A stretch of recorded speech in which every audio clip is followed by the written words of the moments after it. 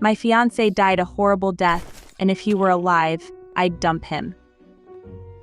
I 33F met my fiancé 30M, let's call him Mike, in 2021. We met the old-fashioned way on a dating app. We had a lot of common interests and hit it off right away. A few months into dating, he told me he had a heart condition that was flaring up. I was already in love, so I told him we'd face it together. He decided to stop working because his health was so bad, but had a family friend who'd help keep him afloat financially. My daughter from my previous marriage loved him, and we were a happy little family.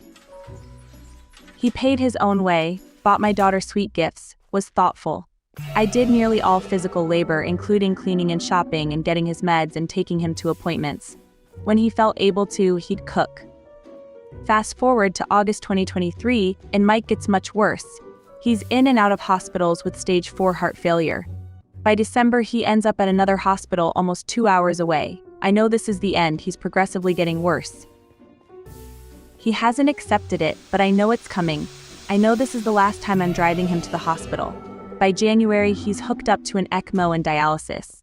By February, he's intubated and only speaking in blinks. He passed away early February. Here's where my rage comes in.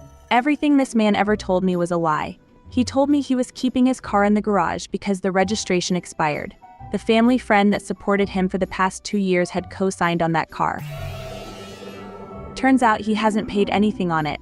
That friend is now on the hook for the entire cost of the car. Meanwhile, he was blowing money on the dumbest shit, like a $700 ice maker. He told me he'd gotten sick after we met. Nope, he'd been sick for years and knew his life would be short. He'd been telling me the entire time that he had a savings account he wouldn't touch, and when he died, it would go to my daughter. Never existed. Told me his friend had his motorcycle in his garage. Never existed. Kept referencing his storage unit. Doesn't exist. Mind you, I never asked for any of this. I never wanted money, I do fine on my own. Every day, more and more lies come out. Everyone keeps telling me how lucky he was to have us in the end. But what about us? Were we just meant to be a prop in this man's story? My daughter isn't even 4 and has lost 2 dads.